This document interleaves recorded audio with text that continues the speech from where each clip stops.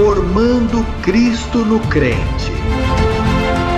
TV Grácia Internacional apresenta as palavras inefáveis de Deus, o Evangelho da Graça, nos lábios de Jesus Cristo, homem. Abba, Pai. Jesus de Nazaré. Você sabe que ele veio com um propósito. E o engano dos tempos está nessa manifestação. Jesus de Nazaré e Jesus Cristo. E esse é o mistério que eu tenho que explicar ao mundo. Porque Jesus de Nazaré, nos dias de sua carne, ele veio naqueles 33 anos para nos livrar da maldição com esse corpo chamado véu. Mas o que aconteceu? Ele já nos últimos dias de seu ministério disse: não olheis para esta carne e para este véu. Porque se olharem para esse véu, eu terei que esmagá-los, eu terei que machucá-los. Então o que acontece? Que o engano da religião é ter apresentado os 33 anos de Jesus de Nazaré e o mundo a quem louva e adora Jesus de Nazaré, o católico, o evangélico, o mormon, todos têm seus olhos voltados para os 33 anos. É por isso que eles comemoram a Semana Santa. É por isso que celebram o nascimento. Tudo isso faz parte da primeira manifestação. Mas a que conta é a segunda, quando ele ressuscitou. Mas essa nunca apareceu. Coube a mim apresentá-la.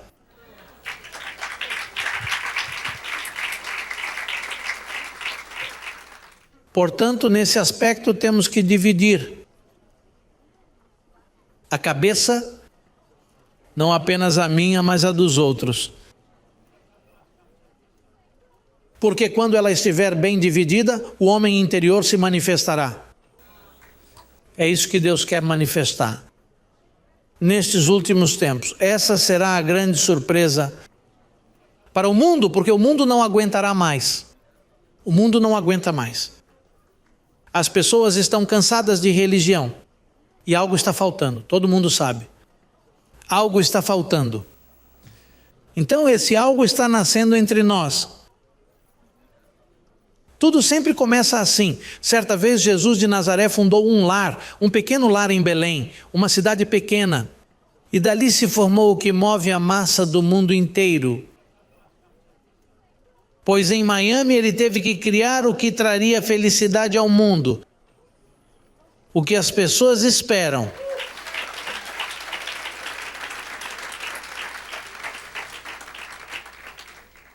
E enquanto isso está acontecendo, precisamos de um serviço angelical.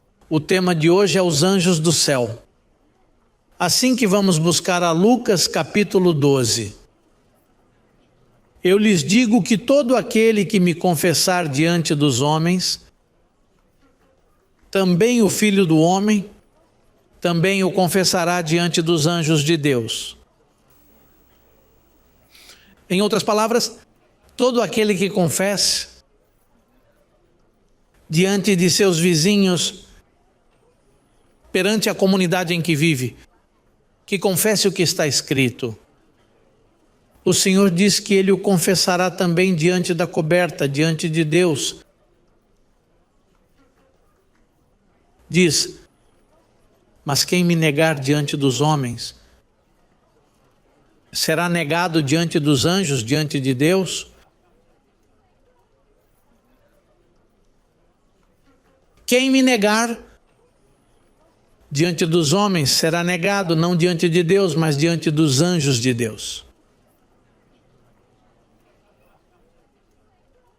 Qualquer que disser uma palavra contra o Filho do Homem, lhe será perdoado. Sabe, há pessoas que zombam de Jesus Cristo. E falam de Jesus Cristo como se ele não fosse nada. Elas até dizem Jesus Cristo. Você já viu que as pessoas, quando algo acontece com elas, elas dizem Jesus Cristo. E elas podem falar sobre o Filho do Homem e isso é perdoado. E as piadas que fazem sobre Jesus, certo? Às vezes você já ouviu falar dessas piadas. Tudo isso é perdoado. Mas veja o que está escrito ali: mas todo aquele que blasfemar contra o Espírito Santo não será perdoado. Agora, o que é blasfemar contra o Espírito Santo? Por exemplo, em nosso caso, que já estudamos bem, o evangelho da incircuncisão é o Espírito Santo que nos cela. Com o quê? Com o conhecimento. Ou seja, quem zomba do conhecimento do evangelho da incircuncisão, isso é imperdoável. O que acontece? Que ao negar o evangelho enviado por Deus, há 2000 anos escrito pelo apóstolo Paulo, ao negá-lo, você está blasfemando contra o Espírito Santo. E então, o que Jesus Cristo faz? Ele não o confessa diante dos anjos, e se os anjos não tiverem audiência com você, o que é negar? Negar significa, veja, há um terremoto, muitas pessoas vão morrer, milhares de pessoas. Então, os anjos negam o pedido, deixem-nos morrer. Os espíritos vão diante de Deus mesmo assim, mas não herdam a bênção, não reinam em vida. Então, o nosso dever, especialmente de nós que sabemos, é manter um conhecimento de modo que esse conhecimento nos impeça de cair no reino da blasfêmia. Quantos parentes você tem que estão zombando de você? É que ele foi para um ministério onde havia alguém chamado de apóstolo, que fez uma lavagem cerebral neles. Mas então, eles se esquecem desses pequenos detalhes e estão se esquecendo do detalhe principal. O que esse apóstolo está lhe ensinando? Esse apóstolo está lhe ensinando um ensinamento que o impede de ser negado diante dos anjos. Porque é aí que está o detalhe. Esqueça o resto são ninharias. Coisas que não têm importância. É a sua confissão. Diante dos anjos. Do céu. Que eles são seres existentes que você e eu não vemos. Que eles não conhecem nem o bem, nem conhecem o mal. Que para você o que é mal, eles veem como bom. Quando você pensa que um parente seu vai morrer por causa da desobediência, os anjos dizem, ainda bem que ele morreu. E aqui você está desconsolado, chorando sem parar, e eles estão se regozijando com o plano de Deus. Há pessoas aqui que perderam membros da família e não entendem o porquê. Há coisas que eu não entendo. É verdade que um dos nossos seguranças morreu? Isso é oficial? É oficial? Não sei porquê, mas tínhamos um agente de segurança aqui. Lembra que ele não tinha cabelo? E por que ele morreu? Não sabemos. Não sabemos o motivo. Mas ele andou conosco. E via tudo o que fazemos. E via tudo o que defendemos. Não estou dizendo que ninguém aqui deseja mal a ninguém. Porém, quando você chega perto desse conhecimento, isso é um perigo. Melhor, vamos mudar a palavra perigo para bênção. É uma bênção.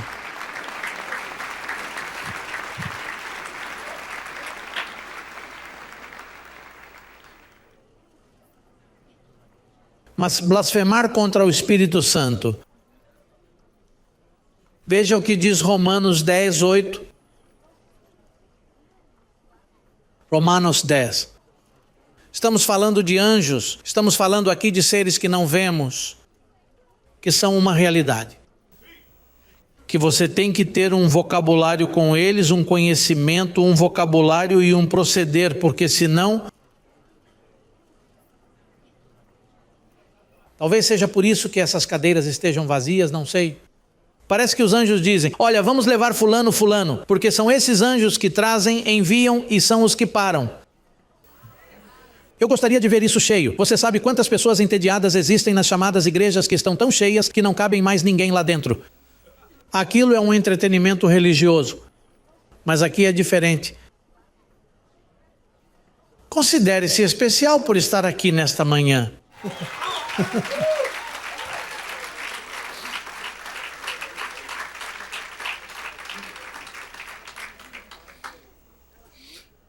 Aqui diz, aquele que me confessar, certo? Acabamos de ler em Lucas, aquele que me confessar diante dos anjos do Senhor. Agora, o que você confessa? Você confessa o que está escrito em Romanos 10, 8 em diante. Veja, esta é a confissão, mas o que ela diz? Perto de você está a palavra, em sua boca, e em sua mente, em seu coração. Essa é a palavra de fé que pregamos. Se você confessar com a sua boca que Jesus é o Senhor e crer em seu coração que Deus o ressuscitou dentre os mortos, é aí que está a chave depois que ele ressuscitou.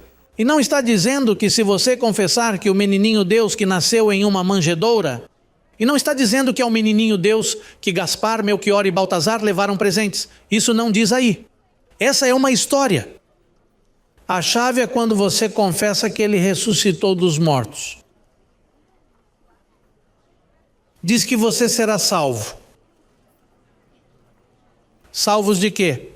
Salvo de viver uma vida saudável em vitória, como deve viver um ser humano, porque um ser humano é sujeira na carne, é cheio de debilidades e enfermidades e não deve ser salvo, então não valeria a pena viver. A ideia é viver e viver bem. Como evitar a blasfêmia do Espírito Santo? Contra o Espírito Santo, desculpe.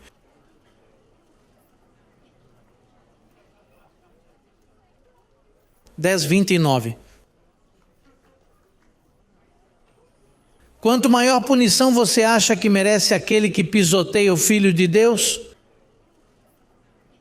e considera impuro o sangue do pacto em que foi santificado e que afronta ao Espírito da graça?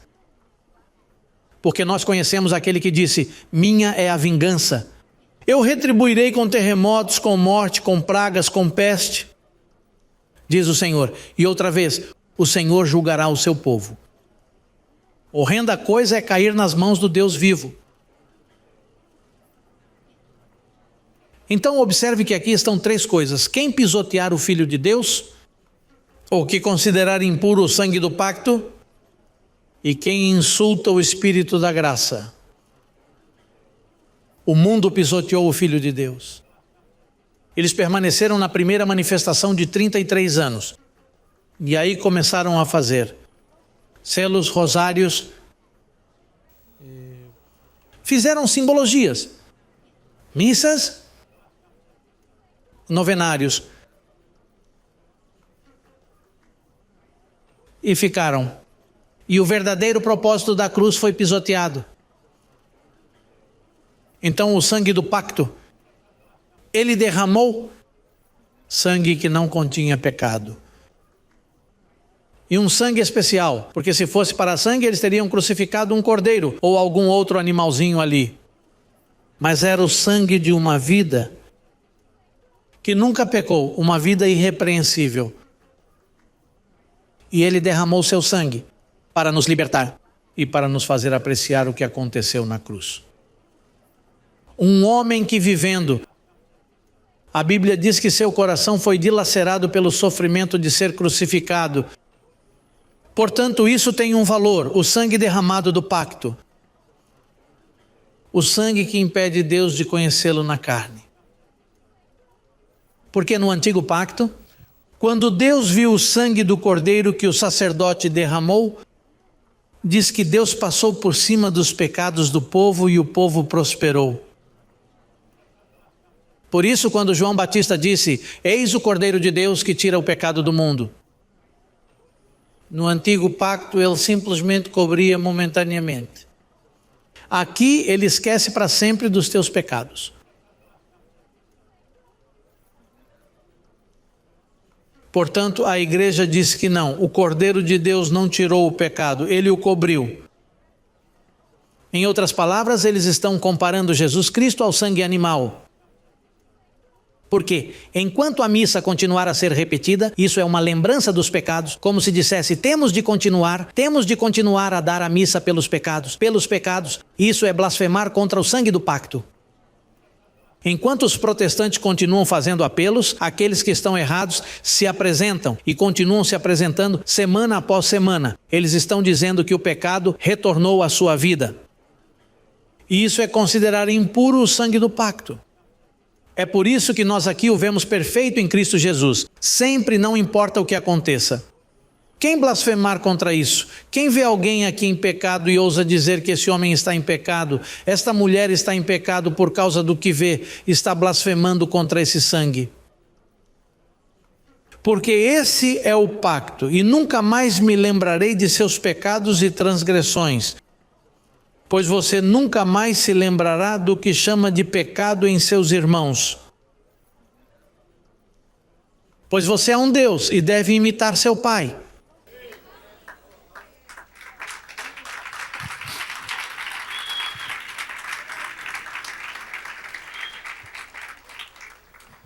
E insultou o Espírito da Graça. Vocês sabem que o Espírito da Graça é um apóstolo.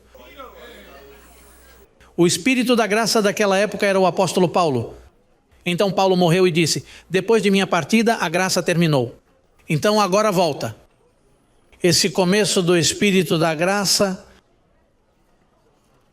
porque o Espírito da Graça se manifesta na pregação. Então, o que acontece? Que quando você afronta um apostolado, especialmente este, e eu lhes digo isso, eu tenho aprendido isso, ano após ano, porque tenho visto, e que aqueles que se metem conosco, coisas ruins acontecem com eles. E estou tentando interpretar. Senhor, o que está acontecendo? Bem, não é você, José Luiz, é que eu fiz um pacto, sou um Deus de pactos. E então quem violar isso, mesmo que esteja certo, eu o colocarei em apuros.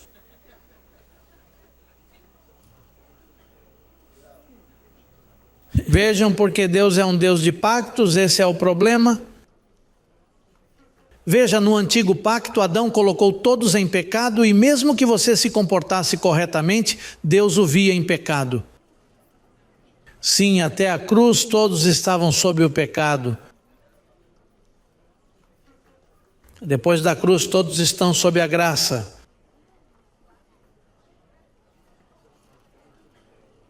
E então Deus é um Deus de pactos.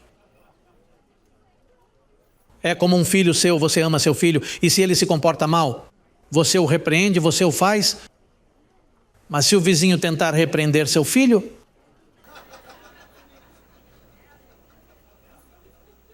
é aí que está o problema. Você sabe, seu filho fez algo errado e você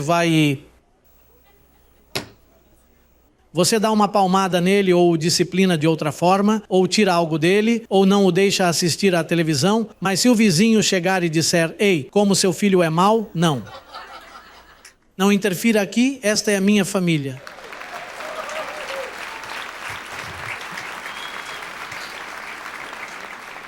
Portanto, Deus fez um pacto com você. Deus fez um pacto com você e Ele diz que quem quer que Ele tome como filho, Ele o disciplina, mas não se meta em disciplinar o que está ao seu lado. É por isso que, veja, aqui,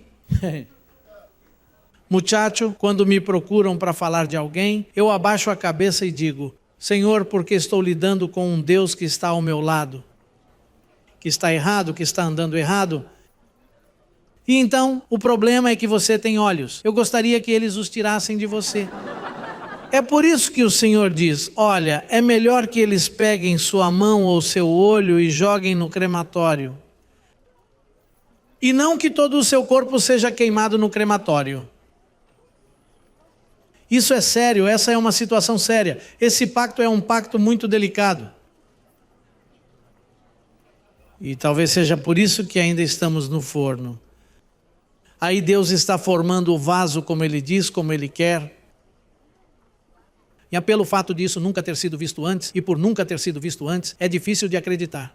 Porque o que temos visto são religiões insignificantes durante anos. Mas isso é sério. E houve congregações que quiseram mostrar respeito, mas usaram armas. Usam armamento humano. Aqui é pura cobertura angelical. Veja o que diz a exortação. Hebreus capítulo 12. Versículo 25. Dê uma olhada nessa exortação. Prestem atenção. É importante que você perceba isso. Vejam que vocês não rejeitam aquele que escreve. Sim, porque já está escrito. Vede que não rejeiteis ao que fala, porque se não escaparam os que rejeitaram o que os advertia na terra, muito menos escaparemos se rejeitarmos aquele que admoesta. Não no céu, mas do céu aqui embaixo.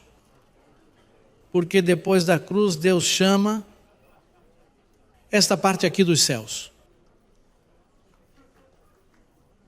Antes era a terra, mas agora Deus a chama de céus depois da cruz, porque ao tirar o pecado, então agora a terra é parte do céu.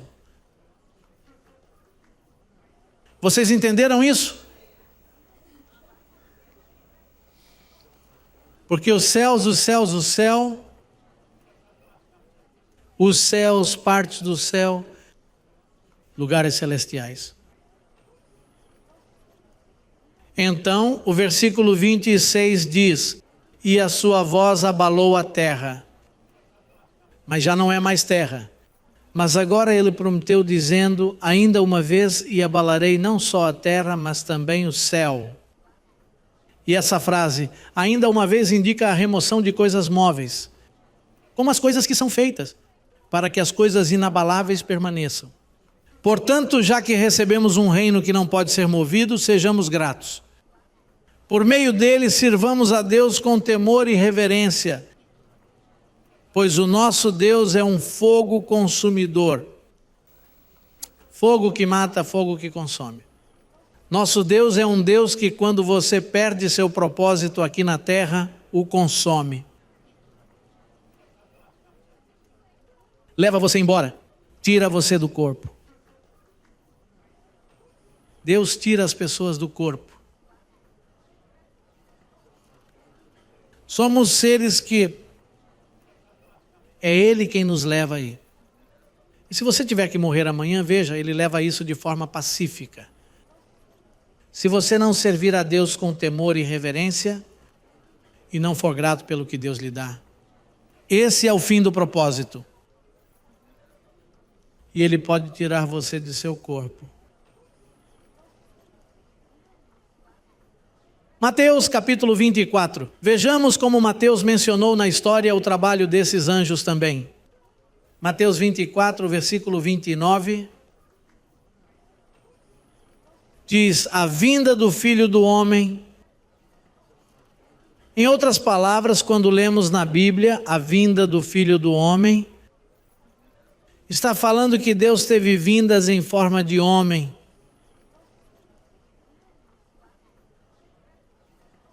Está entendendo? Ou seja, não diz ali a vinda de um ser supremo que desce do céu. E todos vêm e caem prostrados. Não, diz a vinda do Filho do Homem. Ou seja, são homens que Deus escolhe na terra para um propósito. E Deus vem por meio desse homem. Ou seja, filho de uma mulher. Um homem que foi parido, que nasceu da carne de pai e mãe. Mas Deus tem um propósito nessa vinda. Mas Ele diz a você, Ele é apenas um filho do homem. O problema é o propósito que está nesse filho do homem. Está entendendo o que quero dizer? Nesta ocasião, levantei-me hoje às 8:30. E me sentei por meia hora. Peguei o jornal e o li. Mas na hora eu disse: Pai, sobre o que eu vou falar com a igreja, eu não sei mais sobre o que falar com eles. Quero dizer, eu pessoalmente não consigo fazer isso.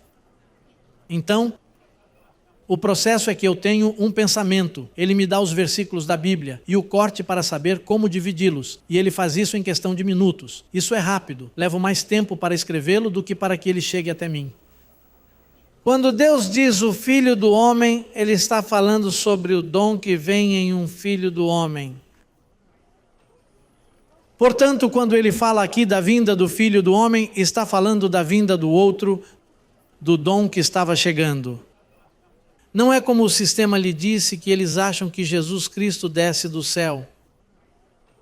E que da mesma forma que ele ascendeu como Filho do Homem, da mesma forma que ele vem pela segunda vez, como Filho do Homem, porque o texto diz que todo olho o verá. Mas como é que todo olho o verá? Imagine se você estiver na Rússia e todos estiverem lá e ele vier a Miami, eles o verão? O olho humano não poderia ver isso. Portanto, é por isso que a interpretação tem que vir em linha, em uma sequência, a fim de entender a mente do Senhor. Veja, às vezes eles dizem que vem nas nuvens do céu. Portanto, o termo nuvem naquela época era uma testemunha. Por quê? Porque quando muitas pessoas chegavam, não havia cimento, não havia asfalto, as pessoas andavam sobre a poeira. Então, se uma multidão de pessoas viesse, quando todos caminhavam juntos, eles levantavam a poeira e formavam uma nuvem. E então eles diziam: vejam, está chegando uma nuvem de testemunhas. Portanto, há muitos termos, há muitas terminologias, e naquela época eles usavam essas. Então vem nas nuvens do céu. Vem com, por exemplo, você é uma nuvem muito grande, porque vocês são testemunhas. É o que diz aí, versículo 29. E imediatamente depois da tribulação daqueles dias. Pois eis que aqui há tribulação, não há tribulação. Imediatamente após a tribulação daqueles dias, o sol se escurecerá, e a lua não dará a sua luz, e as estrelas cairão do céu, e os poderes dos céus. Não do céu, dos céus serão abalados. Os poderes mundiais estão sendo abalados. Então aparecerá o sinal do Filho do Homem no céu, e então todas as tribos do céu lamentarão da terra. É aqui, a questão está aqui embaixo.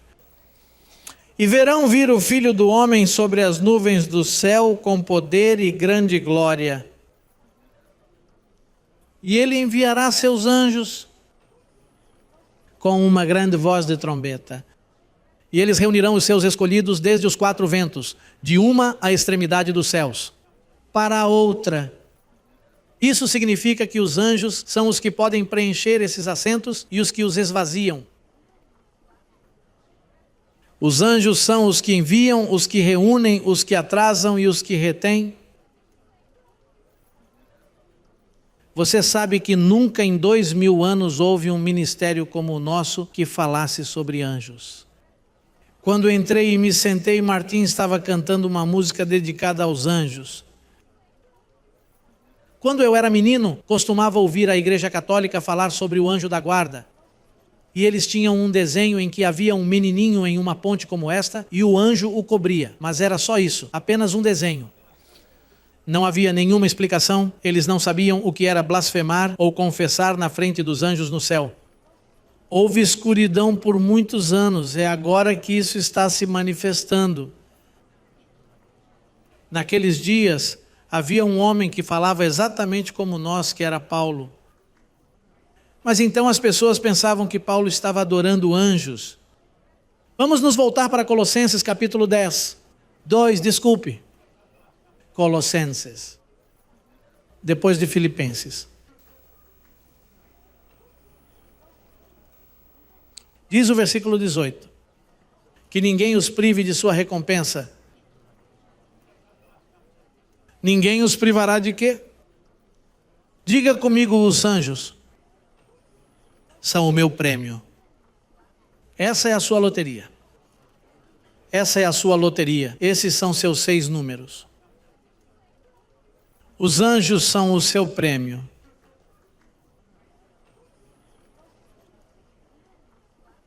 Ele diz que ninguém o prive do seu prêmio, o que afeta a humildade e a adoração dos anjos. Nós não adoramos os anjos. Nós damos a eles a devida reverência e aceitação. Que existem anjos, mas não quero ser privado. Veja, nenhuma igreja aqui em Miami fala sobre anjos. Nenhuma, mas nenhuma mesmo. De vez em quando eles falam sobre isso, mas não em profundidade, mas de lado. Mas nenhuma igreja fala sobre isso. Eles acham que isso é uma idolatria que temos com os anjos. Mas você tem um anjo designado para você, um anjo, e talvez você tenha esse anjo muito entediado. Ou talvez ele já esteja despertando a seu favor.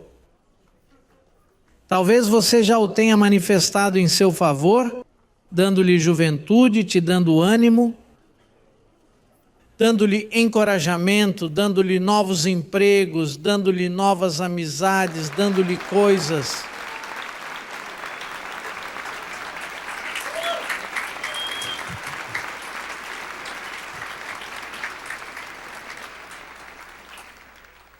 Disse que ninguém os prive de sua recompensa, afetando a humildade e a adoração dos anjos, intrometendo-se no que não viu.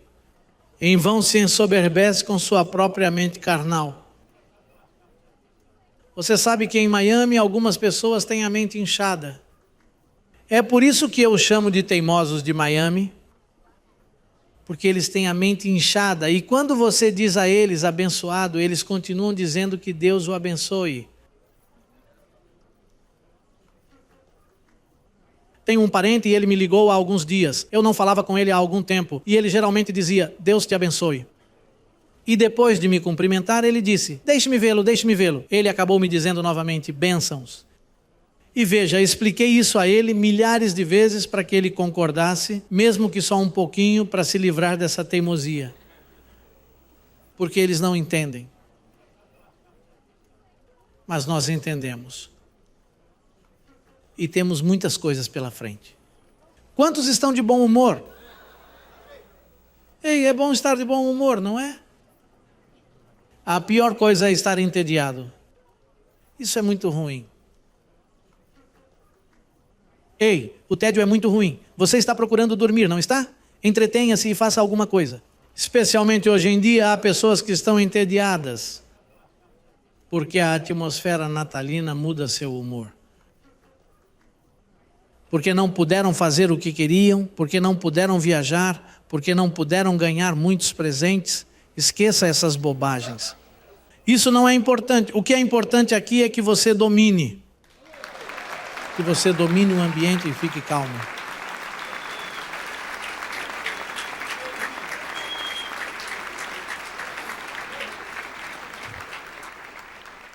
Acho que este ano foi o ano em que recebi menos presentes e dei menos presentes. Eu nem fui às lojas.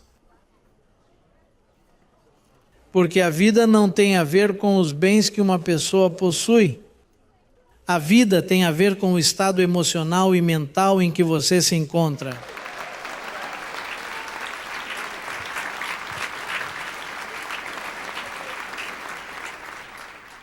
Eu ando por aí com roupas velhas. Essa jaqueta me foi dada há não sei quanto tempo. Acho que há mais de um ano. Não é sobre isso. Essa não é a ideia. Quer dizer, você deve ter uma boa aparência, mas esse não é o ponto. Presentes ou outras coisas, eu não ganhei nada este ano. Eles não se lembraram de mim. Esqueça isso. Lembre-se dos outros se puder. Mas não se trata disso. Trata-se de estar de bom humor em um bom estado emocional. E se eles estiverem falando mal de você? Você está encerrando com chave de ouro. Porque a prosperidade vem, diz o texto, você receberá muito mais, 100 vezes mais com a perseguição.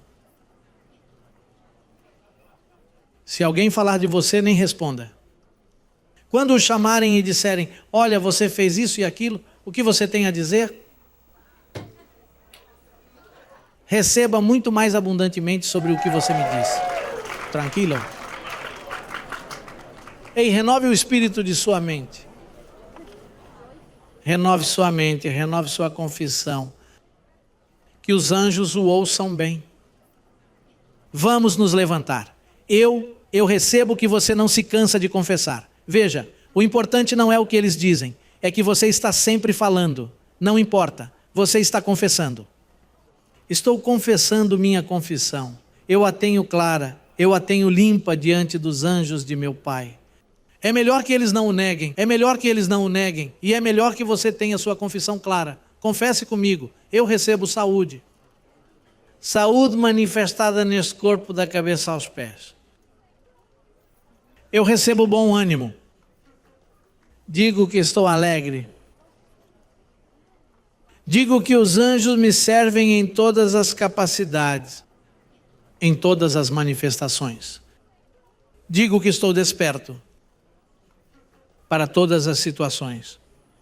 Que nada me falta, que vivo em prosperidade, que vivo em amizade. Não guardo rancor de ninguém. Não tenho confissões ruins. Amo meus filhos. Amo meus irmãos. Amo a todos. O amor de Deus foi derramado em minha mente e se manifesta. Abba, Pai. Um aplauso a Jesus Cristo.